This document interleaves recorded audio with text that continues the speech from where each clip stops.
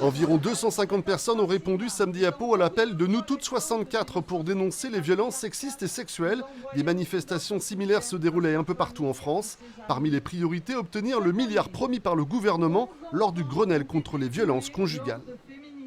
On a besoin d'argent, il nous faut toutes ces mesures, davantage de personnel formé dans les forces de l'ordre.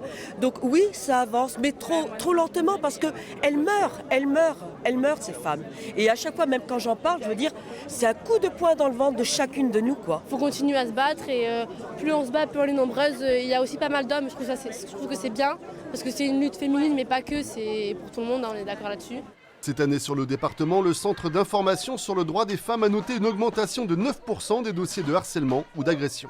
La parole se permet de dire certaines choses qu'autrefois on ne disait pas. Par exemple, la violence dans la rue, ça devenait tellement quotidien que beaucoup de femmes n'en parlaient plus. Et aujourd'hui, on se rend compte que la violence dans la rue, elle n'est pas normale. Il faut la nommer pour qu'elle disparaisse. Et jeudi prochain, le 25 novembre, c'est la journée internationale de lutte contre les violences faites aux femmes.